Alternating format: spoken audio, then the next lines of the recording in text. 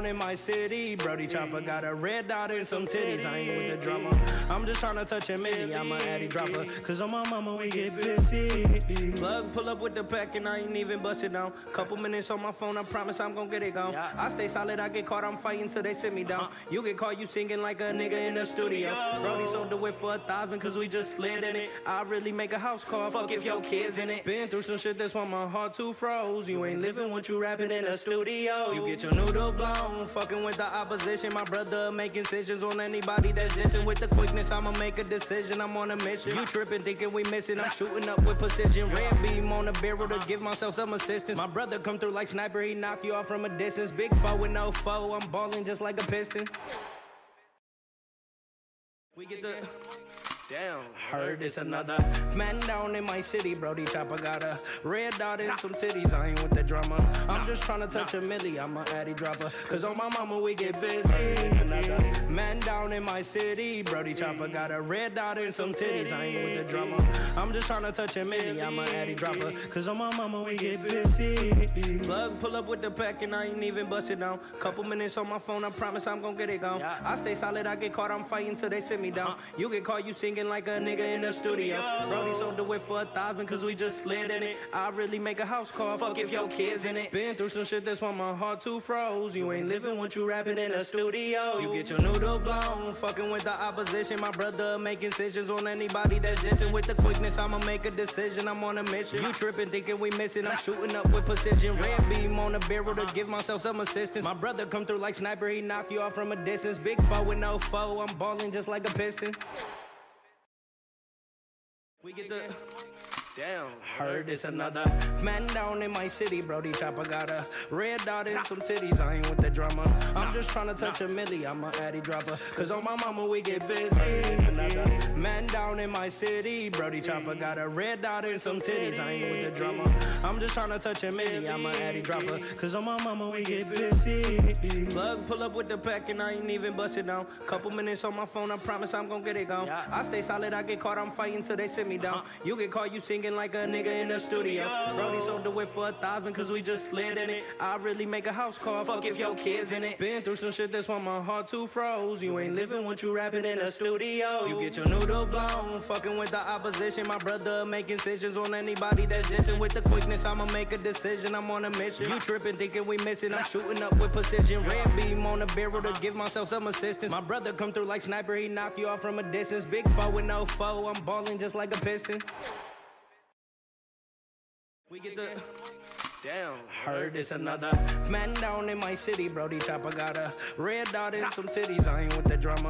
I'm just tryna touch a milli. I'm a addy dropper. Cause on my mama we get busy. Another man down in my city. Brody Chopper got a red dot and some titties. I ain't with the drama. I'm just tryna touch a milli. I'm a addy dropper. Cause on my mama we get busy. Plug pull up with the pack and I ain't even bust it down. Couple minutes on my phone, I promise I'm gon' get it gone. I stay solid, I get caught, I'm fighting till they sit me down. You get caught, you singing like a nigga in the studio. Brody sold the whip for 1,000 cause we just slid in it. I really make a house call, fuck if your kids in it. Been through some shit that's why my heart too froze. You ain't living what you rapping in a studio. You get your noodle blown, fucking with the opposition. My brother making decisions on anybody that's dissing. With the quickness, I'ma make a decision, I'm on a mission. You tripping, thinking we missing, I'm shooting up with precision. Red beam on the barrel to give myself some assistance. My brother come through like sniper, he knock you off from a distance. Big foe with no foe, I'm balling just like a piston. Hey, what's up, everybody? This is the El Nino Podcast. I'm Eladio Nino, and this is Real Everyday People. So, thank you for joining us on this Monday. Glad we had a little bit of sunshine today, melted some of the snow in the driveway. I know everybody has been talking about, springtime and, everybody's over all the winter, the snow, the cold, the ice, all that shit. I done bust my ass a couple times already, you know what I'm saying? So I know everybody, is ready for some sunshine, you know what I'm saying? And it's coming. It's definitely coming. Before I get started, I just wanted to promote. I was invited to a soft opening at a new business in Courtown. It's called Waken Bakery. It's really dope. I went to the soft opening. It's actually right behind McShane's off of Michigan and Trumbull. I met my man Buff. Shout out to him. Shout out to my man Stewart for Sunnyvale Productions. He invited me to the event. I met Nikki, who was the owner. And you know what it is they have... It's like a cafe. They got teas, they got lemonades, and you know, they got bakery goods, pastries, and some of it's infused, some of it isn't. But it's a dope vibe. I went there. I loved the place. It reminded me of my own studio.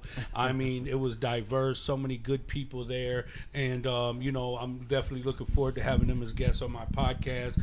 They gifted me with this T-shirt. Love the design. Looks really dope. If you check out the place and you make it there, it's right behind McShane's. And you know, this is the box that their pastries come in. I got a macadamian cookie that was not infused, but they did have a lemonade. It was called Trippin' Tropical, and trust me, it was very, very good. I loved it. So if you guys ever get a chance, I'm not sure when the grand opening's happening, but I know it's going to be happening soon. Hopefully by next month they'll be open for business. But definitely check it out in Corktown. It's called Wake and Bakery. You won't be disappointed. I love the whole vibe there. Good people. The owners are good people. So definitely check it out. I was, you know, grateful for the opportunity. My man, Sunnyvale, thank you. I appreciate you. Today, though, I got a guest who's been a good friend of mine for a long time. He's been a positive force in our community from Southwest Detroit. I'm excited to have him here and to be able to share his story with everybody. We got my man Jimmy Fakhourly. Thank you, my brother. What's definitely up, my blessed brother? to be here. I feel honored, and I know you're definitely a positive influence in the community as well. I know you do a lot, so we appreciate that. And about the small businesses, I love to see people succeed and do small businesses and the creativity and bring their different cultures and bring their different ideas to to the Absolutely. table. I love it. It's like a melting pot. That's why I love the neighborhood. And I love it because, you know, growing up in the 90s, 80s, and 90s, it was a different time. Southwest Detroit, it was not the same community as it is today. Yeah. And I love it more today because all the barriers have been broken down. You know Right. what I'm saying? Like Southwest is a place where you can come, you can be creative, you can explore, you can expand, you can start businesses, you can make friends. You know what I'm Yes. saying? And A lot of opportunity. Everybody can be in the same place and everybody can work together. Yep. You know what I'm saying? Before, that would have been very challenging for us because, you know, the gangs, the drugs, the Right. territory, the violence, you know what I'm The saying? territory, especially. Yeah, absolutely. Yeah. So, you used to have a Perfect Image on Springwells and Navy. on Springwells and Navy, right across the street from Family Tree. Yeah. You know what I'm saying? The iconic family treat. Yes. Yeah. So I went away in 2002. You know, prior to that, that's where I was getting my hair cut. Yeah. You know, it was always at your shop. Patty was cutting my hair Yeah. at the time. You know what I'm saying? And you stayed booked. You were always booked. Yeah. You were always busy. You know what I'm saying? And but it was my favorite place to go. I love Thank the you. vibe. Thank you. I love the fact that even if I had to wait, I could just go to Family Tree right Yeah. across the street. And that neighborhood right there, like, you're bound to see anybody and everybody in the Yes. neighborhood. You know what I'm saying? Motherfucker might owe you some money. You know what I'm saying? and it was cool, you know. But how were you able to create, you know, a safe space for everybody, especially around the time, you know, when gangs, you know, were so infested in our community, you know? You know what? That is a good question because at that time, like you said, the neighborhood, it was infested with gangs, and it was all about territory, and it was, you know, people had different beefs with other people, but I was just blessed, from God, and I had a good positive outlook on things. I felt very fortunate that people from all walks of life came into my shop. I mean, literally, I had gangbangers, I had murderers, drug dealers, I had doctors from Henry Ford Hospital coming, I had professors from Wayne State University, I had people from West Bloomfield coming. And the most beautiful thing is people would come in and they would all just it would be community. People would talk. People would, share stories. Saturday morning, I would go open up the shop, and I swear to God, there would be like 20 people outside, and people would bring coffee. People, would bring donuts. It was just beautiful. And the team that I had, Patty. I mean, Patty, she was my right hand. Patty was my rock. We just worked very well together, and does all she the still girls. cut hair? She does, yeah. Okay, all right, that's cool. She still cuts hair, yep. But she just had a surgery on her wrist for the second time for carpal tunnel. But wow. I think she's back cutting. Okay. Yeah, so we still keep in contact. As a matter of fact, I'm going to one of the girls that worked with me, Ophelia. Her son's getting married. They live in Florida now. And okay. April 19th, I'm going to go there for his wedding. I mean, he grew up in my shop. He was 3 years old, and his sister was 5, wow. So I watched them grow up in my shop for years. I had the same team, and it was all women. I had all women barbers besides Mauri, the owner of Corte Tropical. Okay. Yeah. So he worked for me for about 5 years, and then he ventured off and opened up his shop. And that's right down Central. the street from you now, right? Or is that on Central? It used to be on Central. It burned down, but now the new owners, they ended up opening on Springwells. Okay, Yeah. right there on the corner. Yep. Okay, yep, that's cool, man. Unfortunately, the building burned down. He sold it, and then the building burned down a little while later, and then the new owners moved to Springwells. Mm-hmm. Yeah. Because, coming home, I came home after serving 17 years in prison. I got home in 2019, and they had like barbershops everywhere, all over the neighbor. I mean, back to back, on top of each other, next to each other, and they were all slapping. Yeah, you know all what of I'm them. saying?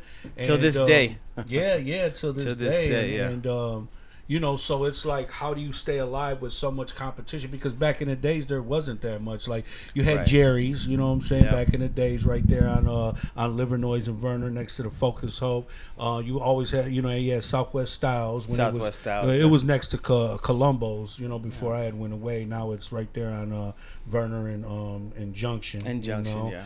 And then, you had Perfect Image, you know what I'm saying? Matter of fact, right before I bought Perfect Image, Chocolate was opening Southwest Styles, and he had talked to me, and he wanted me to come on board with him. But I had an opportunity to buy Perfect Image. I was working there for about two and a half years prior to buying it, and it was a blessing. But we worked together, we talked together, and we shared ideas and stuff, and he did very well. And unfortunately, he went away and his sister took it over. But it's a thriving shop till this day as well. Oh yeah, absolutely. And you lived in the neighborhood too, right? Yeah, I was born and raised on Cahalan, Mullane. Okay. Yep, Cahalan, Mullane, and we lived there since I was born. And my dad worked for General Motors, and he had a heart attack on a job, and he was telling his foreman, he was like, this job is a little bit strenuous for me. I haven't been feeling well. He had a heart attack on a job, and so he was laid off for like 10 years. Wow. And it was a tough 10 years because there was no income. We had to unfortunately go on government assistance and Focus Hope next to Jerry's. Yeah. I remember going there as a kid with my mom and dad, holding my mom's hand, and it was like Christmas Day. Yes, no, for sure. I remember you had to get the cans with the cows and the cans with the pigs. The white and black, everything. Yeah, everything was, you had to identify it by the pictures, the grape juices, the cheese, the big block of cheese. Each bin you go to got, certain stuff. Yeah. You walked in the line, and there was boxes of everything. And I know my mom, she used to be talking shit because there used to be a couple people pulling up in Cadillacs with fur coats on. She's like, look at these motherfuckers coming in here getting this shit. They look like they doing pretty good. Getting over it. Yeah. But, everybody, when it's for free, man, everybody in on it. You know what I'm saying? Yeah, that's true. But, yeah, that's back in the day shit, man, for real. But as far as my team, back in the day, there was, only a few shops because in the late 70s, barbershops almost became extinct because the hippie days and men were growing their hair out. So barbershops were almost becoming extinct, and they started making a comeback in the late 80s. Okay. And fortunately, I was blessed to get on board when barbering was starting to come back to life. It was starting to thrive again. You know what I mean? Mm-hmm. And now look at barbers and barbershops are popping everywhere. And they're all slapping everywhere you go. You know what I'm saying? I'm like, damn, but I love to see it though. Yeah. And then I seen a lot of people, rest in peace to my brother Jimmy Rosario. Rest in peace, little brother. But, he had started cutting while he was in prison, you know, and I was like, he used to cut my shit. Sometimes he gets it right, sometimes he doesn't. You know what I'm saying? I mean, we're using beard trimmers and shit. We were at New working with what you have. Working with what we have, and not only that, but we had to do it like in the bathroom. Motherfuckers taking his shit, taking a shower, and here's just sitting there trying to fucking get a haircut. You know what I'm saying? Yeah. So it's wild, but whatever. That's the shit we had to go through. You know what I'm saying? But actually, I did it. Unfortunately, I was locked up too back in '09 for drinking and driving, and I got locked up. I didn't go to prison, but I went to jail, and I actually had the CO bring me clippers, and get out of here. I was cutting the CO's hair. I was cutting guys' hair. It was pretty cool. Oh wow! Okay, you got to try to make the best of every experience. Hell yeah, for sure. So, that was a skill. There. That got you an extra treat that night. Yeah, for sure. Extra tray. You know what I'm saying? Hell yeah, definitely, man. But like Jimmy had learned how to cut hair in prison, and I told him, I was like, listen, brother, you can go home and you can make a good life for yourself, because people who I knew was cutting hair, they're making $35-$40 each haircut. And I mean, you get 10 haircuts a day, that's that's $350 to $400 a day that you're making. Yeah, you can make a good living. Yeah, and he came home, bro, and he took care of his business, and he stuck to it, and he got pretty good at it. You know what I'm saying? When he came home, he actually came and worked with me, and he always mentioned. He said, man, Jimmy, he said, Jimbo, thank you for giving me the opportunity, man. You're the only person that gave me that opportunity, and I helped hone his skills, and he was always so passionate about it, and that's what I loved about him. And he's a people person. He had such a beautiful personality, and rest in peace. Rest in peace. Yeah, definitely. That's what I love. That's what makes me love what I do, and that's what where I feel I thrive, is when I impact the community. I've mentored numerous barbers that have their own shops now and that do very well. That's really dope. You've always been a people person, and I could just only imagine, like, for me going to get a haircut, it's therapy. Yes, you're refreshed. It's something positive. You go there, you want to be pampered. Even as men, we want to be sprayed and powdered and lined up, and we want to feel like $1 million. Absolutely, shout out to my man Mark and Javi at Classics. Shout out to my man Jay Hernandez at Limitless. Shout out to my man BY and all them guys at Legendary. You know what I'm saying? Yeah, I heard they're good people, BY. I don't know him personally. My brother knows him, but he says good people. Yeah, all them people I just mentioned, man, are good ass people. Yeah, I love to be home and seeing them owning their own business, killing the game, doing a great job.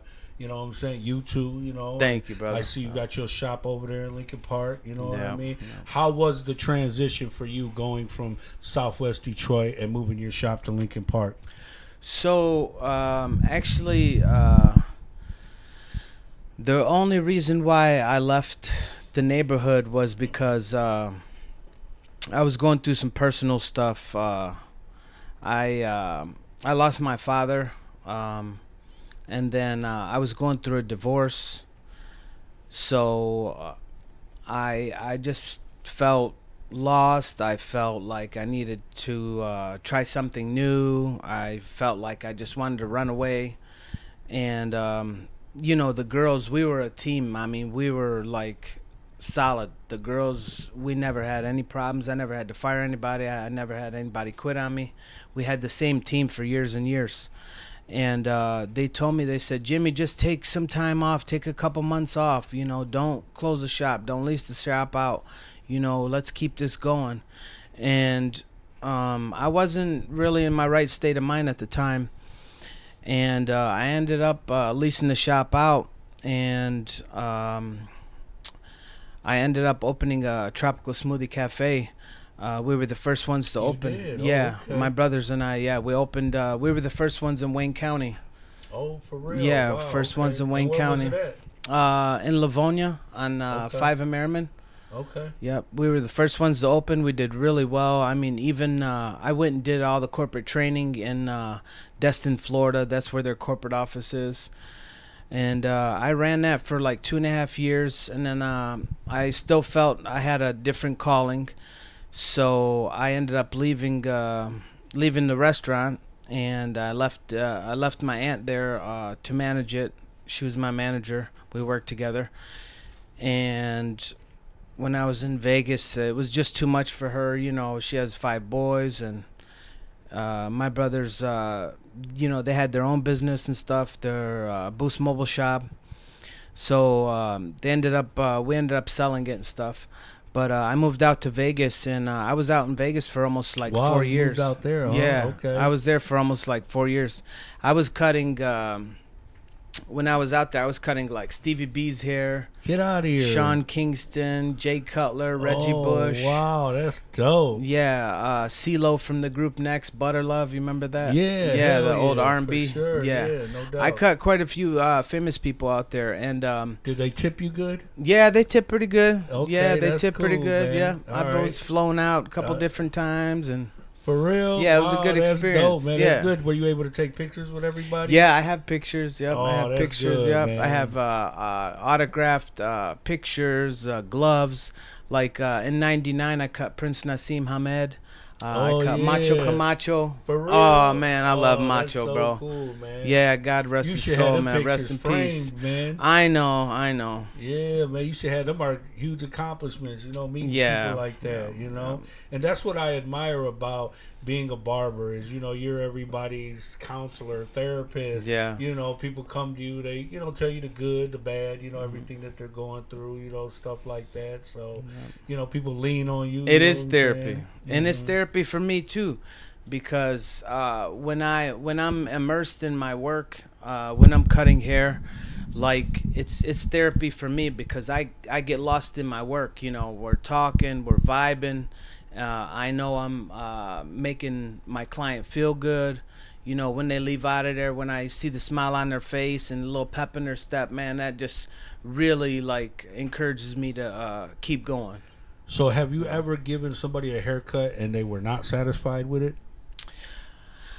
And then how did you handle that? Very, very, very few times because I think I have a way of like kind of like diffusing situations. And if it did happen, it was because they came in with a mindset they were upset or they were agitated about something. And 9 times Okay. out of 10, they walked out of there. I talked to them. I calmed them down. I said, hey, how can we fix this? What are you not satisfied with? Even my other barbers, like when they're done with their clients, I would look at the haircut and make sure I would look at their face, make sure they're happy. And if they weren't, I would literally stop what I was doing and go over and try to make the situation right. So that was one of my things is I always try to make people satisfied before leaving. Oh you yeah, know. I mean, because in that line of business, you have to be a people pleaser. You Yeah. know what I'm saying. Yeah, You absolutely. want people to be satisfied, so they come back. So I know you have a loyal, you know, clientele. Yeah, base, very you know what I'm blessed, saying? How often do you get like new clientele? So lately in the past year or two, you know, just recently I took some time off. My mom passed and stuff like that, so I took a couple months off. I was just in Mexico for almost 7 weeks, and so you know, you lose people, people move or their schedules change and things like that. but I get new people quite often, especially our Google page, and we have very high ratings, 4.8, 5 stars on almost all our Okay, platforms. that's really dope. So it's a blessing. Yeah, definitely. So do you ever do any promoting, or is it just more so like word of mouth? More so word of mouth. I mean, the only thing I promote on is on Facebook. I'm like, hey, we're open. I got my barbers. Yeah. I usually work on appointment only myself, but the barbers take walk-ins. But I'm really proud and blessed that I'm doing third generations of people. You know, people's families. Like I've cut the father's hair, then I've cut the son's first haircut. Now I'm cutting the grandkids' first haircut, and then I've cut their wives' hair, dyed the hair because I do women's hair as well. Mm-hmm. So I mean, you do? I didn't yeah, I know do. that. Yeah, Okay. yeah, I do. Oh, that's where the Yeah. money at right there. Hell yeah. You could do 2 women one day, and you'll make more than cutting like 15 guys. Yeah, for you know real, what I mean? because my wife, when she talks about getting her hair done, and it's like 200, 250, I'm like, Yeah. what to do what? You know what I'm Yeah. saying? A trim here, cut here, length there. I'm like, okay, Yeah. you know. But yeah, that's good. Yeah, that's a whole day's worth of pay. You know, a whole Yeah. week's worth of pay in one day. Yeah, that's true. But a lot of the styles changed. Like for instance, back in the day, you can do any haircut pretty much with just one pair of clippers and a pair of liners. Now you need different tools. You know, you need 3, 4 different kind of clippers, 5 different kind of clippers. The haircuts are a lot more detailed. So it takes more time. There's a lot more involved now. That's why Yeah. prices have gone up, and obviously inflation and just life in general. Life has gone up. Yes, it has. Life, everything Yeah. in life has gone up. And you for know? barbers, honestly, like we didn't have a raise for like 25 years. Barbers, we were cutting hair for $10, $12, even up to $15 for about 20, 25 years. Yeah. So as barbers, we didn't have a raise for years. You know what I mean? Mm-hmm. But at the time, you know, you can knock out 3, 4 haircuts in 1 hour. You know, now one haircut takes like 40, 45 minutes to an hour.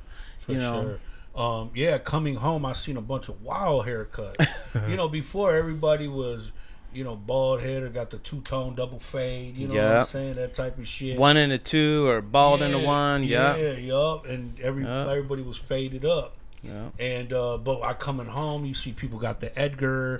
I mean, people are rocking mullets. Mullets, I mean, yeah. just wild ass haircuts. You know, and everybody, I'm just being myself. You know what I'm saying? Like, it's Lot cool, of stuff but it's like, how do you changed. keep up? Like, you know what I'm saying, with all the new, you know, the new styles. And I mean, some of them haircut styles come from, you know, 20, 30, 40 years ago. Yeah. And, you know, like they say, history repeats itself. It so does. A lot of that shit is, you know, coming back in. So how do you does. continuously stay on top of, like, all the new fashion styles? And do you deal with an older clientele, or do you have it mixed, younger people too? Mixed, yeah, definitely mixed. And you have to stay on top of things like go to hair conventions. You know, you have to be versatile. Just you have to hone your craft. You have to be open and just willing to do whatever. You know, Mhm. it's a lot of work, but you just make do. You know what I mean? And do you still love what you do? I do. I love what I do. Okay. Yeah, absolutely. Yeah, I mean, fuck, you've been doing it for how long? This is my 30th year. 30 years. Yeah, 30 I knew it. years. It had to be Yeah, at least yeah. that. Yeah, You know what I'm yeah. saying? For sure, man. But I'll be honest, after COVID, especially this past year or two, okay. people just in general have no patience. You know, the expectations of the service that they want, and it's changed a lot. You know, so they put a higher demand, a lot more. It's a lot more stressful now. I'll be honest. The past couple, 2-3 years has been a lot more stressful. You know, and now everything's switching over to appointments. You know, and everything is time. You're fighting the clock, as opposed to before. People come in, kick it. You know, people. The barbershop is community. You know, where people talk and grow and, You know, you talk politics, you talk things that are going on in the neighborhood, you help each other. You know, now it's just people are on their phones. They're, you know, they have no patience even to sit in the chair while you're having a haircut. They want a perfect haircut, but yet they're on their phone and moving and stuff like that. And I don't mean to complain, but it's the truth. Like, Yeah. but society has changed, man. These telephones are really, I think, what made that big curve. You Yeah, know what I mean? absolutely. And you know, me coming home after damn near 2 decades of being gone, coming home, and the whole world functions off that phone. You Yeah. take somebody's phone, and their whole world gonna fall apart. You know Yeah, what I'm it's saying? true. Lord Google, you know what I'm saying? I remember when I first came home, and me and my daughter, we would, be going back and forth about who's right, and she was like, "Oh yeah, Google said this." I said, "I'm your father. I'm telling you this, that, and the other." She was like, "Bro, well, Through experience." Google's right." You know what I'm saying? And I'm like, "Damn!" And I just feel like really technology, Google, all them things have really replaced the parents. You know what I'm saying? And it's it's sad, it's unfortunate, but I mean, when you got parents who are trying to work, overtime, work jobs, 2 jobs sometimes, both mother and father, or sometimes Just to keep afloat. Yeah, for just real, keep afloat, yeah. And your kids find ways to learn and be entertained. You know what I'm saying? And sometimes it's at school, sometimes it's in the neighborhood or the community, but mainly it's right there. You don't even have to go nowhere. Right. I haven't seen so many people who were in a what do you call it? When they stay in the house all the time. Oh, like cabin fever. Yeah. Damn, what do they call it? People who are just like antisocial. Oh, right, antisocial. Huh? Introvert, Introvert, yes. very A introverted, lot of like, people, yeah. It's like when I came home, everybody's like, "I hate people," and I'm like, "What the fuck?" Like, Right. You know what I'm saying? Like, we grew up in different times. We come from big families, Yeah. big communities. Neighbors used to engage. The whole block, the community. Gangs. We used to have block parties. We used to have cookouts. Even as gangs, you were always socializing with Yeah. people, and I come home and everybody's like, "Oh, I don't like people. I don't like to talk. I don't know how to talk. I can't communicate. I don't." You know what I'm saying? I'm like, what the fuck happened to the world? Yeah, You know what it's I'm true. saying? And people, and it's like everybody use the word weird. Everybody's weird now. I'm like, what the fuck? I Even- knew Weird Al Yankovic. You know what I'm saying? That was weird, but it's like, Even your neighbor these days, like I notice when I go out in the morning to go to work, like my neighbor might be outside, and man, when they see me come outside, it's like they run in their house, and it's not just me. Obviously, that's just the way it is. People don't communicate. People don't, just say a simple good morning. You know what I mean? Yeah, Be like, yeah. hey, nod your head or something. But and it's really it's scary for people. Nobody trusts anybody. Yeah. You know what I'm saying? And I mean, fuck, you can go anywhere these days and get shot. That was another thing. Is me growing up, 80s, 90s. The only ones that ever had guns was gang members, drug dealers, and the police. Right. You know what I'm saying? Yeah. I come home. Now everybody. I mean, I walked in a barber shop. Every fucking barber got a goddamn pistol on their shit. Yeah. And then the people were waiting. I'm like, what the fuck? It's like the Wild Wild West. Yeah. Guys, hey, I got my strap. Yeah, everybody here got a fucking strap. Right. You know what I'm saying? Yeah. And everybody got 30-round clips and extra drums. And I'm like, I feel like I'm in. like to go into war. Yeah. And I'm like, I feel like I'm at a disadvantage because I'm a felon. I'm not allowed to have a gun. But at the Right. same time, I have faith, you know what I'm saying, with my creator. And, so I don't worry about things like that. But, I do feel like I'm at a disadvantage sometimes. But, at the same time, I'm grateful that I don't have to rely on a gun. You know what I'm saying? I thank rely God. on God. Yeah. I have good communication skills, people skills. Yes, I that's a know beautiful how, thing. to mediate, all that good stuff. You know what I'm saying? But, it's just it is sad to see that everybody just reaches for the gun as the answer to everything. You know what I'm saying? Yeah. You see a lot of road rage today. You Yeah. got kids. A women, young girl people. in Dearborn Heights just got killed. Yeah, You I've seen that? 19 I've years seen old, that. man. And God it's- rest her soul. And it's Yeah. sad. People are just having a Yeah. bad day, Yeah. and a wrong turn, or you cut in front of anything, and immediately they want to kill you. Right. Yeah. It's crazy. Yeah, it is. But you know what I noticed with the gun thing? I have pistols and stuff like that, and I so you're a CPL holder? yeah, I'm CPL holder, and I've carried for a little bit. but then I felt like I didn't want to carry anymore because I felt when I have that on me, I felt like almost like you're coming to a gunfight.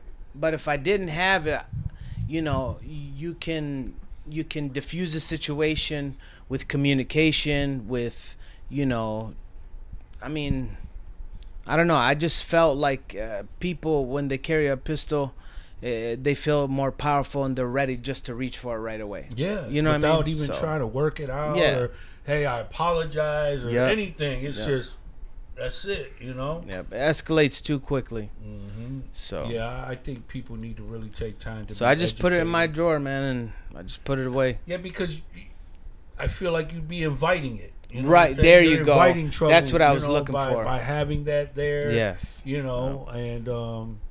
And I understand, man. You have to protect yourself. You have to protect your family. Yeah. In times like this, but everybody has guns. Everybody, Yes, men, everybody. women, young Kids. people, older people, people with, mental illness. Yeah. I mean, people having a bad day. You know what I'm saying? Racist people. I mean, a little bit of everybody. And however that person's feeling or whatever they're going through that day, it could end fatally for somebody. Yeah, unfortunately, yeah, it's true. So I would just encourage people, to just get educated. You know what I'm saying? Don't always turn to the gun. Of course, they're there for protection, but utilize your God-given gifts to be able to mediate, to talk down things, to work things out. To communicate, to apologize. Just sometimes you just gotta let shit roll off your back. Sometimes you gotta just let shit go so you can live another day, man. Yeah, you know what I'm saying? At the end of the day, but takes a bigger person to do that. Oh yeah, definitely. And a lot of the times when you have that type of energy, where you feel strong in your faith, and you don't show fear, you don't show aggressiveness, I think 9 times out of 10 the other person will kind of catch your energy, and it'll tone them down too. So I think it'll de-escalate. Yeah, absolutely. You know what I mean? You can de-escalate. But if 2 people have a gun, then it's more likely somebody's gonna get hurt. Yeah, you know what I mean? For sure. And a lot of times innocent people get hurt. Yeah. In these situations like this, It's sad, it's unfortunate, but it's the world that we live in today. So, all we can do is just do our part. That's even right. with you leaving yours at home, that's admirable. You have it, you can use it, but you understand the type of power and responsibility that comes with possessing that, and the type of things that it invites into your life. You know what I mean? So, Yeah, I love what you said about how you said it can invite negative into your life, and it is a responsibility. You know what I mean? So. Yep, definitely, man. It's crazy, bro, seeing so many businesses, restaurants, stores closing now. Yeah. I heard they just sold Southland, you know what I'm saying? Like, really? We've been going to Southland since, kids, Fairlane.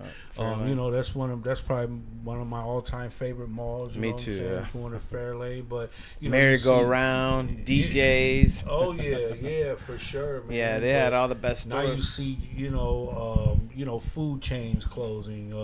You see places like Big Lots, stores that that were serviced our communities. You know what I'm saying? And I feel like there's just this whole new restructure and infrastructure for society today that's going on. Again, it goes back to the phone, because everything is instant gratification. Everybody wants everything now, and that's how they're conditioning us, because you can get something delivered tomorrow morning. You can order something off of Amazon. It can be at your doorstep tomorrow morning. Yeah. So, convenience. People pay for convenience. Yeah. Door dashing. All that type of stuff. It's convenience. And unfortunately, that's what's taken away from socializing. That's what's taken away from communicating. That's what's taken away from community. I notice kids when they come to the shop, even teenagers, they're very antisocial. You talk to them and it's like they almost don't know how to talk to you. you know. No, for real. They And don't it's know how awkward. to articulate themselves. Correct, You know? yeah. And so, like, when I first came home and I got my first job, 90 days after I got out of prison, my first job was a youth mentor. And I automatically had assumed that the youth, were the same, went through the same struggles that I went through as a youth. But I was absolutely wrong. You know Right, what I'm yeah, it's saying? not This the was case, a whole new yeah. generation of youth. Their struggles were very different. Yeah. You know what I'm saying? So I realized that in order for me to be able to be effective in mentoring and advising and guiding these youth, it was my turn to listen and learn. Today is not the day to be the teacher. Today is the day to be the student. Wow. And, we come from a community of undocumented families. You know what I'm saying? You got a lot of kids who their parents were deported back to their countries. Yeah, And they yeah, stayed in the unfortunately, States and they're being raised by, grandparents, neighbors, cousins, aunts, uncles. Yeah. A lot of times things are happening to the kids, are being used, abused, maybe not taken care of, things like that. So, that's a struggle that, a lot of us don't have to know. face and Yeah. don't know. You know what I'm saying? So, learning how to, be sensitive, to situations like that. I people who struggle with identity or Right. what do you call it? Not gentrification, but just gender. Gender, yeah. And it was like that was all new to me. LGBTQ, all that stuff. Like we didn't have all that, bro, growing up. No, You know what I'm no, saying? we didn't. No. Everything- There was gay, and gay has been around since, the beginning of time, whatever. And it is what it is, I don't judge, I don't, but keep it in your own home, I think, personally, but, because I'm, I don't go around saying, oh yeah, I love women, this and that, so why should someone have to go around saying, oh, well, I'm gay, or whatever. Just, I feel everybody should just, be who you are. Yeah, be who you are. Do you know, you know what I'm saying? Without, subjecting everybody to your lifestyle. Right, there you know go. What I'm saying? Yep, there you go. Because, sometimes, people are just overly about, their lifestyle where, sometimes they invade your peace, they invade your space with it. You know what I'm saying? And it's like you want to, equally and mutually respect everybody, but it's like, respect my mind and my space too. There's things I don't need to see or hear, you know what I'm saying? And things like that. It's all love, it's all respect. Do your thing. I ain't judging, but I don't need to see this shit. I don't want, my kids to see these types of things, you know what I'm saying? Yeah, it's true. And that really goes with anything. Yeah, and I respect it. I respect people's beliefs, whether it's religion or whether it's, again, your gender, politics. You know what I'm saying? Yeah, I There's respect it. just some things that are just off the table when it comes to, conversing, because everybody just can't have like a decent conversation. Some people can't accept other people's differences or opinions. That's one thing about me. I feel like everybody is entitled to their own opinions. You know what I'm saying? Because there's not one answer to everybody's problems. You know what I'm saying? Unfortunately, these days you see people defriending each other because of their political views. Oh, you voted for such and such. Oh, take me off your Facebook. We're not friends. No, come on, man. Yeah. But and I've got people on my Facebook, and once the ICE and Border Patrol were in the neighborhood, and everybody was in a panic. This is our community, and I had a lot of friends that fuck them, get them out of here. Trump's doing his job, and you know what I'm saying. And I guess it's easy for you to say that if you've never really been through it. I always turn to empathy for everything. Me too. Yeah. No matter what your political stance is or whatever it may be, just imagine. Exactly. Imagine you being taken away from your mother or your father or out of your home, or have your parents taken away from you and sent back to a country that you ain't been to in 20, 30, 40 years. You know what I'm saying? Yeah. Being ripped away from your family, everything everything. Mm-hmm. You know what I'm saying? Like, it doesn't matter what color you are, where you're from. No. Just imagine having to go through that. You know what I'm saying? My aunt and my uncle got deported some years ago, and all my cousins were left behind. Wow. They were split up between Detroit and Chicago, fending for themselves. You know what I'm saying?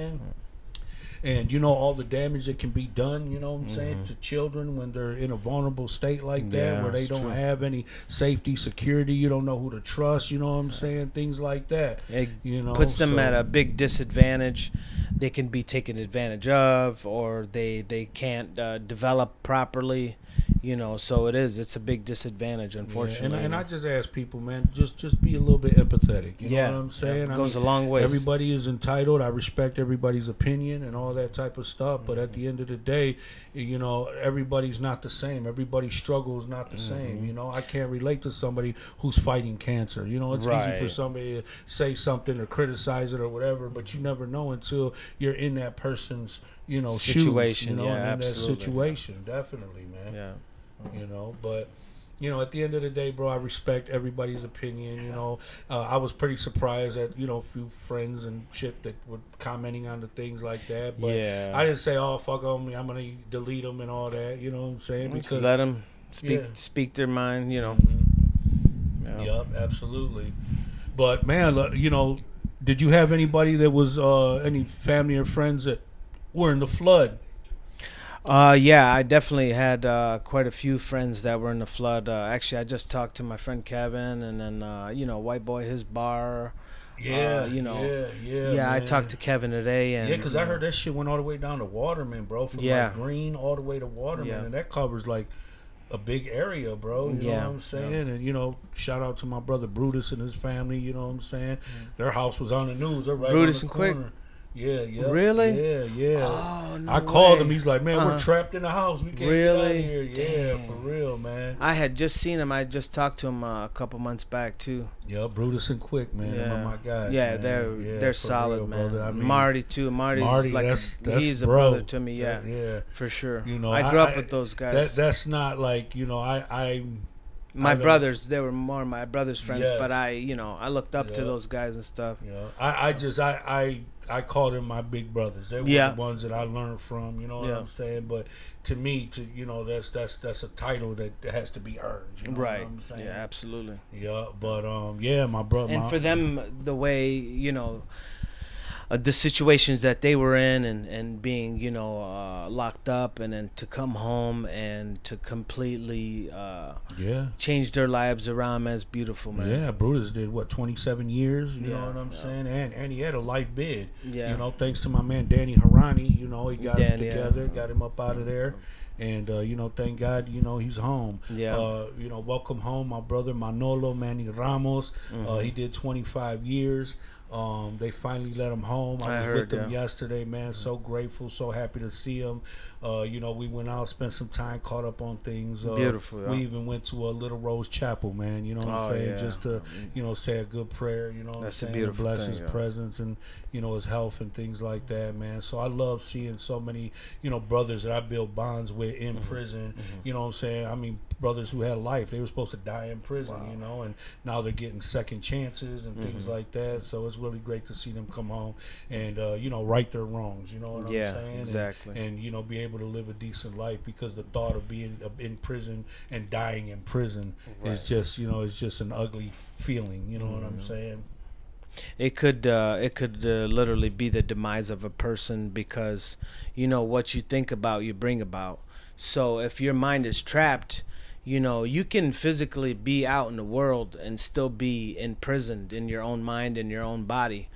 And there's people that are in prison that their mind is not, that's how they keep going. You know what I'm saying? They think about the future. They think about getting out. They have hope. Hope goes a long ways, man. If you don't have hope, man, you don't have much. Hope and faith. So that's a blessing, Oh yeah, absolutely.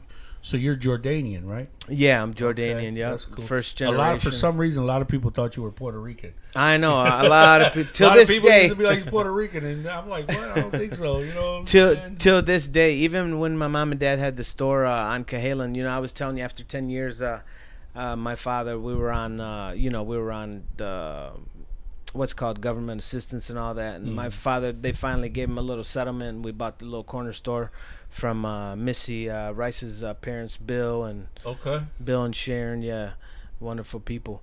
And then my family owned the store, I and never knew that. yeah, on Cahalan and Yeah, Mullane. you guys Yep. own that store right Yeah, there for in the years, corner? my mom and Wow. dad. Yeah. Oh man, the things that we've seen and been through there. Oh yeah, you know, Cahalan was the that block. was all cash flow, Lokes, you know what Yeah. I'm saying? Yep. Yup. And then you had all the Cobras and folks, right? You know, Right cemetery side. Yeah, for real. Yeah, our block. Yeah, it Lawndale, was, that split up Yeah. the neighborhood. Yeah. One side it was all X-Men, all folks Yep. on this side, and then this side of Lawndale it was all cash We was in the thick of flows it. and Lokes and, Yeah. yup, And then right definitely, man. across the street from my mom and dad's store, we lived 5 houses down from the store, and right across the street there was that big apartment building, and it was known it was all heroin and crack and everything. Damn. Oh yeah, I mean it was just infested. And you knew the Deese family. The Oh Deeses, yeah, I know right? them very well. Yeah, they lived right next door to us Yeah, okay. for years. Yeah, Kevin that's just the- passed. Rest in peace. Yeah, I was at his. I actually Yeah. spoke at his funeral. Did bro. you? Yeah, his Yeah, family invited me and Yeah. gave me the privilege and the honor to be able to speak. You know what I'm saying? Kevin, So, when he came home, man, I swear to God, when he came home just a couple years ago, he came straight to my shop, man, and it was just a beautiful thing. He came by, he said, "Man, I wanted to see you." I said, "Man, thank you." And you know, we grew up, we were like family, man. I mean, literally, we were neighbors. That's what community was. You know, we even if you had our your differences, you know, your neighbors still looked out for you. There wasn't no outsider coming to do wrong.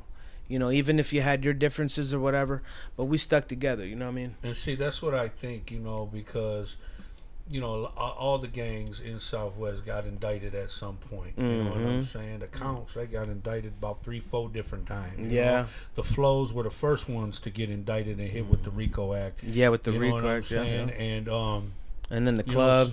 so what it did? Oh, the Highwaymen. You Yeah, know, they the club, they got hit. I was in a joint with a bunch of them as well. Yeah, a lot of And, good guys too. Yeah, and but what it did, it emptied our community. It Yeah. emptied the whole neighborhood. It took all the male figures, all the strength, all the power out of the neighborhoods, and it left our women vulnerable. It yeah. left our kids vulnerable. It left our community vulnerable. You know what I'm saying? And I just feel like it really did a disservice to our community. You know what Yeah. I'm saying? And it left it open because I used to hear stories from a lot of the youth that were coming into prison, and they're like, "Man, we're out here like a war zone, just trying to, you know, maintain our own community." You know? That's the thing, you know, there was gangs, there was violence, there was problems, there was, you know, all these things, but at the same token, growing up at that time, at the specific time that we grew up, you know, in the 80s and 90s, there was laws to the streets, you know what I'm saying? You couldn't just go and, you know, go shoot up somebody's house. You had to go and get, you know, There was structure. structure, you Yes, know. there was structure. Yeah. Today, there is no structure. Yeah, You know what I'm yeah. saying? It's like renegades. Yeah. Everybody just does what they want to do. You know, you see a lot of, what do you call it? Like, conflict within circles. You know? Right, yeah. Like, even when I was in Because there's no structure. Mm-hmm. Yeah, absolutely. when I was in prison, like it was like you see more in-house blood getting shedded than anything. Like it wasn't even about the ops and nothing. Like everybody was like stabbing their own brothers. You know what I'm saying? And I'm like, damn, you know, it was crazy. You know, Fat Scott, rest in peace. You know, you know his own brothers, you know, butchered him, and I'm like, this brother's doing natural life in prison. You know, for killing the police. You know, for standing up for his nation, his community, Right. and go to prison, and your own brothers are in there, you know what I'm saying? $150 your face, bust your head, you black boy, all this crazy shit. Right, you know what yeah. I'm saying? Just no respect, you know, at all, man. But you know, prior to me getting out, you know, I made the decision to retire my flag due to the fact that, you know, I had, you know, different direction. I had purpose, you know, I had things that I want to do. And, you know, all my brothers, Brutus, Stretch, Marty, all of them, they got so much love for me. Respect. Short, Brutus, Oh, man, Quinn, all good of people, them, bro. man, good and people. these are the brothers that brought me in, Yeah. you know what I'm saying? And you know, they honored the fact that, you know, I was just headed They in a helped the different community direction. too. Man, it's still to yes, this day. yeah, Still to this day. You know what I'm saying? Marty, he don't even have to know you. If you're hungry, he gonna break bread with you. Yeah. You know what I'm saying? Brutus Quick, any of them brothers. You know, if they see that you in need, you need help. You know what I'm saying? You need a place to stay. You need a hood. You need a sandwich. You thirsty. You know what I'm saying? Yeah. You know they show love. You know single The way they kids. They love kids. You know what I'm saying? They love to Tony help Mendez too. You know, good brother. For they sure. always putting on Halloween benefits trunk or treats and Christmas. Who needs what? Let's all get together. Let's all pitch in. Let's help this family over here. It's a beautiful thing. I did that, and till this day I still do. Like I used to sponsor the kids' T-ball at Patton Park. Oh, okay. I sponsored. I don't know if you remember Octavio. He was getting ready to sign professional with Emmanuel Stewart. Oh, okay. I sponsored him coming up, and then 3 months before he was going to sign professional with Emmanuel Stewart, he had got into a drive-by shootout, and then he went to jail, and he lost all that. I know, it was unfortunate. I know so many guys who were on their way to bigger, better, greater, and just could not leave the streets. You know what I'm saying? For real. I knew guys that were about to get sponsorship. They was about to, go from high school to college or to NFL or NBA, all that type of shit, but couldn't stay out the streets, bro. You know what I'm saying? And then lost their opportunities. And it's unfortunate. And like I still, like I said, till this day, I do like free haircuts for the kids for back to school. We raise backpacks. I've did it with the really club. I've did it at Billy Ray's bar's closed down now, but we did it there a couple times. Food, gifts. My brother donates. The bar. Man, we just we try to do what we can. The past couple years we've raised like 300. Between 200-300 backpacks every year. Man, that's dope, bro. We got to partner in on that. Yeah, type absolutely. Of shit, man. You know what I'm saying? Me, you, pull Tony Mendez. Absolutely. Everybody, bro. You know what I'm saying? Like everybody's. It's always good to give back. It feels good. Absolutely. Especially when the people who are really in need are getting it, bro. Yes. Yeah. And shout out to all the single moms who are out there, For working real. a job, 2 jobs, to make sure your kids are straight, your bills are paid. Like, I have so much respect and admiration for them, Absolutely. bro. Yeah. I was raised by a single mother, and like Tupac said, he was like, mama made miracles every Thanksgiving. That's right. Like I ain't even know how she did it. You know what I'm saying? And but she made it happen for us. She made sure we had an Easter basket. Even if she just had to put some shit together, we made sure that we had something to open. But those were the most beautiful times, man. I'll be honest, man. When we were on welfare, man, those 10 years, it was tough. But I swear to God, we were always clean. We always had respect. We always had something to eat, and we always had fun. It was the most beautiful times, That's when you built those beautiful relationships and bonds with people, and because that's all you had, you know what I'm saying? Yeah. Like you didn't rely on anything else, you relied on each other, and that's the beauty of community, Oh yeah. So definitely, that's the foundation. Yeah. Of it, you know what I'm saying? Yeah. And parents communicated with each other. And, Yeah. Parents would the neighbors. Shit, you could be down the street, and if one of the neighbors seen you doing wrong, they were gonna say something and let your parents know, or definitely. Yeah. I remember my mom busting my ass. I got caught smoking a cigarette. I didn't get caught. A neighbor seen it. Oh, your son was over there smoking. I came home and got my ass beat. I said, son of a bitch. I was going to say, when you said a lot of people think of Puerto Rican, I was going to go back to that. Growing up in the store, my brothers worked with my mom and dad, and I did too a little bit, but I hung out more in the body shop with Art. God rest his soul. Man, he was like a second father to me. Art, beautiful person, and so I was more in the streets. I'm the youngest out of my siblings, so I was more in the streets and stuff. Until this day, people that known my family forever and even know that they're my family, they still think Puerto Rican. I'm like, wow.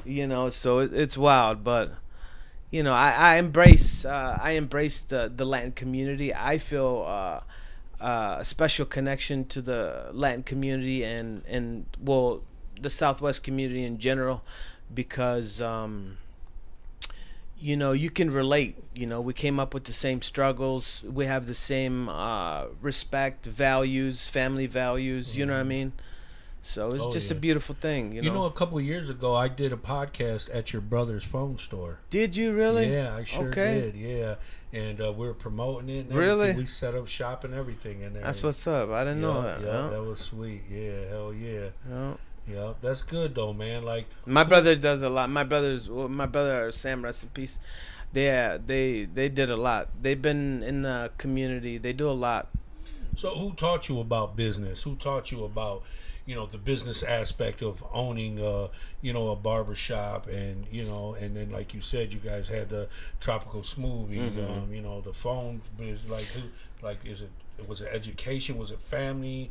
You know, who guys got more you guys so into it? More so family. You know, my mom and dad owned a small business, you know, the corner store, and then my brothers. So I looked up to my brothers, and they mentored me and they helped me. They actually did more of the financials, more of the paperwork side. I did more of the work. You know what I mean? So it's a beautiful thing, you know, to have that type of support and help, you know, and I love and respect them for that always. But I wish they would have brought me in more in the like business aspect of it, like, you know, the paperwork, the lawyers, the this, the that, you know, because there's a lot to it. Because I was doing real estate as well. I was yeah, I had all kinds of bags. What? That's right. I had quite a few properties at one point. I had that 5-unit on Chamberlain, Ellesmere. Oh, for real? I had the one on Ellesmere and Avis, that duplex. Yeah, I had quite a few properties and stuff. But what'd you do with them? You got rid of them? Got rid of them. Yeah. Unfortunately, that 5-unit, we did a lot of work to it. We did the brick tuck point and the roof and windows, and when somebody would move out, we would completely gut the bathroom and kitchen.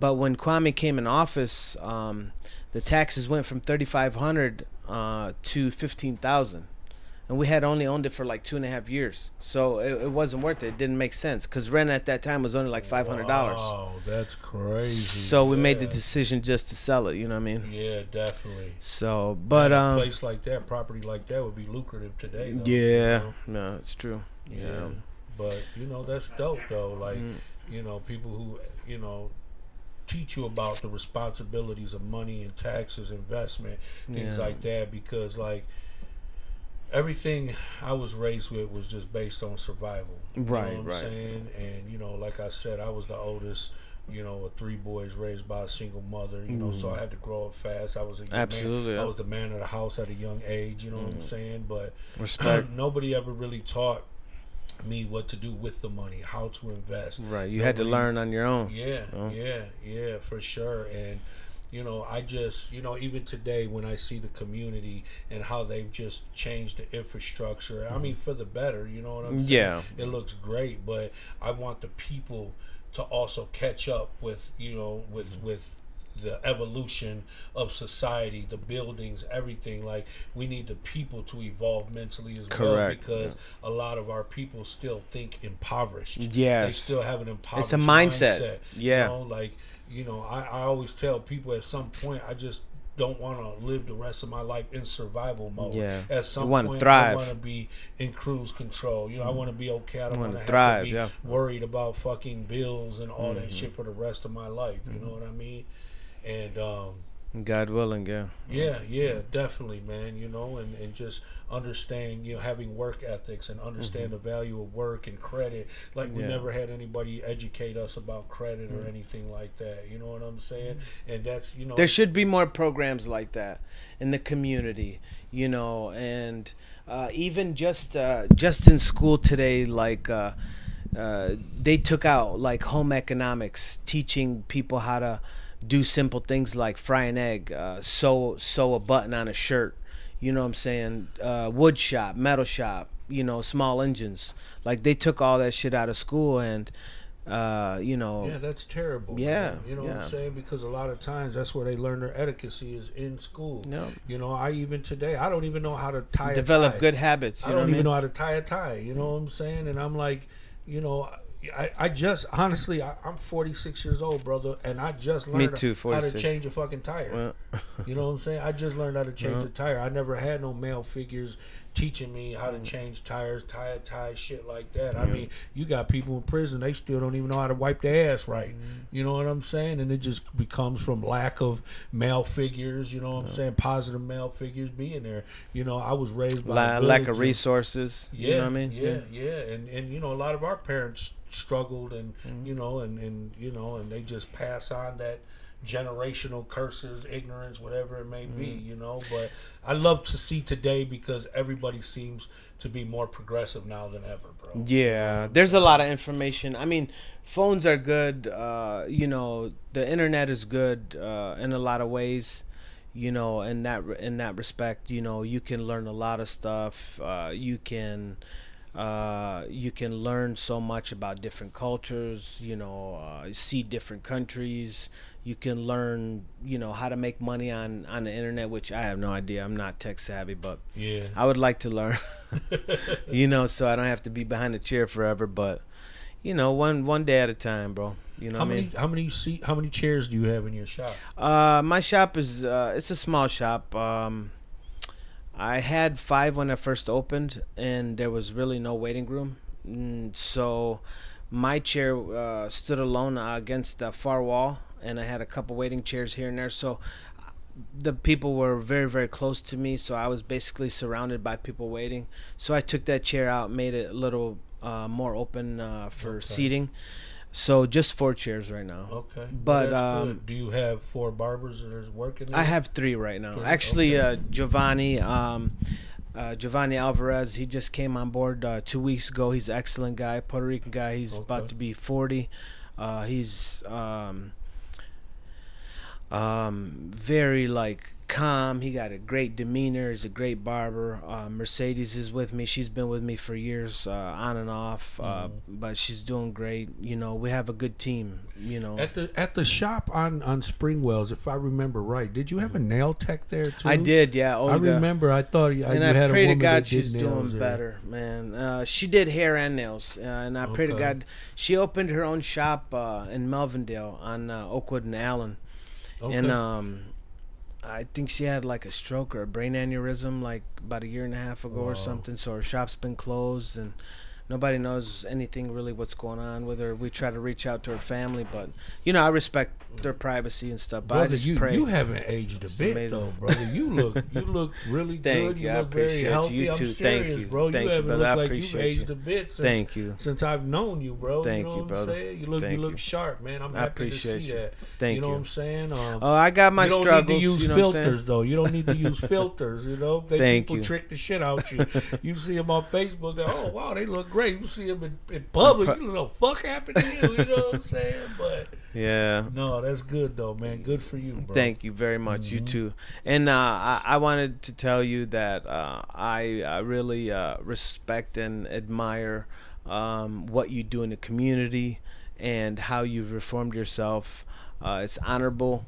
Thank you, And I'm very, very pleased that you invited me here, and we got to share this experience, and hopefully we could do more together. Absolutely. I'm serious, definitely. bro, for real. Yeah, It's for all sure, love. man. It's all respect. You know what I mean? Thank you, brother. I appreciate I it. really look forward to it because I want to, this year, I've been doing this for 30 years, and I've been the backbone of the business and stuff like that, but I want to be more of an owner now as opposed to the backbone of the business. Yes. So I want to look to expand and God willing grow and stuff like That's that. right, So that's right. it's all about networking and Yeah. So if you can figure out the formula to just be the owner and let everybody else work, would you consider opening up another shop? Or absolutely. Yeah. Okay. Absolutely. That's I'm dope. talking about to the next level. I'm like a big shop because you have to have multiple chairs. Like if you're not an owner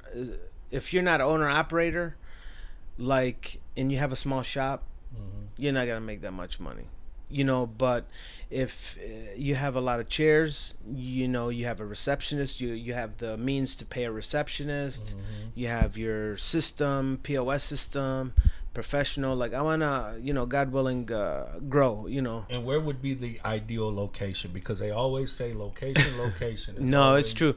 But you know what? It doesn't matter. Like even when I moved back from Vegas, I was working in Ann Arbor. I had some of my clients that knew I came back. They were coming to see me out in Ann Arbor. Yeah, that's dope. So yeah, you know, I mean, I'm blessed, man. So why I'm did very you leave grateful Vegas? for I my wanted people. to ask you that. I know you said you were there because Man, a lot Vegas of people I kicked know my they were ass. there from 2 to 4 years, and they're like, I had to go. Man, it was just party, party, party, party, and Vegas I had to go. kicked my. I'm not gonna lie. Okay. Yeah, I gambled and partied, and I had a great time. You know, don't get me wrong. It was a good experience. You know, but Vegas is very transient. You know, there's no roots there, so it's always people coming and going, and it's always, you know, you're on 100 all the time. So Yeah. I didn't have anybody. I had some friends there, some really good friends, which they're actually moving back now. Okay. Yeah, my best friend, he was just over my house yesterday. He came over and had dinner and stuff, him and his wife, so it was That's nice. good. Johnny, It had to be a great experience. It was. Fun for you to see different, you know, Yeah. different vibe. You know. It was good. It was fun. Oh, Yeah, yeah, fun while it definitely. lasted. That's good, bro. You want to let everybody know where they can find you, where they can find your shop, all that good stuff? Yeah, we're located at 1368 Dix Highway in Lincoln Park. Perfect Image Studio. We have Facebook, Instagram. We also have our own Facebook page. And we're located next to Dix Coney Island. And hopefully we'll have some new locations coming soon, hopefully, God willing. And your brother has a phone shop, right? He does, yeah. It's kitty corner from Zukins, right there in Dix as well. Yep, Damn, Boost you and Boost your brother Mobile, both yep. got business Right on down the Dix. street, yep. Yep. Yeah, Boost Mobile, he's on Dixon Outer Drive, and he's, man, I swear to God, I got to give it to my brother, man. He's a great, you know, he's won customers, best customer service for 5-6 years in a row. Wow. You know, been servicing the Downriver area for 27 years. Wow. You know, him and my other brother, rest in peace. So, but yeah, man, we're about the community. We love the community, and you know, nobody's exempt. You know, we all have our struggles. You know what I'm saying? I definitely, you know, have my struggles and fought my demons, and you know, it's a daily reprieve. You know, but just keep God first, and you know, communication and community and people. You know, that's why I really felt like, let me get out of my comfort zone, because I've actually noticed myself kind of being antisocial a little bit after work. I just go and kind of shut down, you know. But I'm really happy I came out, bro. It was a great experience, and I really appreciate it. That's you know what I right. mean? That's right. Yeah. Thank you, man. So I want to get back involved in the community again, get out there again, you know. Let's You got to make show it your happen. face, you know. So, Absolutely, man. Much Yeah. love to you, bro. Always, like I said, it's an always. honor to have you here. I appreciate you. It's my sharing honor your as well. Story. Thank you, brother. Ain't no doubt, yeah, man. God bless. Yeah. Thank you so much. So much love to everybody, man. Thank you so much for tapping in, hearing the story. You guys stay warm. The sun's coming. I'll see you guys soon with another guest that's going to be able to share an awesome story. You know, much love to everybody, man. Stay safe out there, man. Be kind. Please, thank you. Yes. Excuse me. Will take you a long way in life, man. It will. It Absolutely. doesn't cost you nothing to just do the right thing, man. Yeah. You know what Patience. I'm saying? Let everybody live another day, man. Yeah. Thank you to the El Nino podcast and Eladio and to your crew, and Yeah. I appreciate you guys. God bless. Yeah, shout out to Brian and my man Mario from Legal Aliens podcast. You know, you Yeah. don't get to see too much of them behind the scene guys, but you know they make the magic happen. So you guys take it easy, be safe. I'll see you guys next Monday. And thank you for my little brother Dakota for coming and supporting me as Yes, well. sir. Yes, I sir. love you, little brother. Yeah, much love. Yeah. They do a quick shout out to Russell in the comments. He said, and I quote, "Shit, I will fly out to get a cup from Jimmy." That's right. Yeah, Russell, that's your man. Yeah. Okay. Oh yeah. Yep, Yeah. yep, no doubt. Man, I tell you what, I've been so fortunate and so blessed. I have the best clients, man. Like, they're faithful. They appreciate me. They appreciate my staff. You know, sometimes it gets a little overwhelming because most of the people want me, you know, or whatever. But, you know, I'm getting a little older. I ain't no spring chicken, but hey, I'm still doing it. I'm getting up every morning. That's so, right, man. You building a legacy for yeah, yourself. thank you, brother. my brother. Yeah.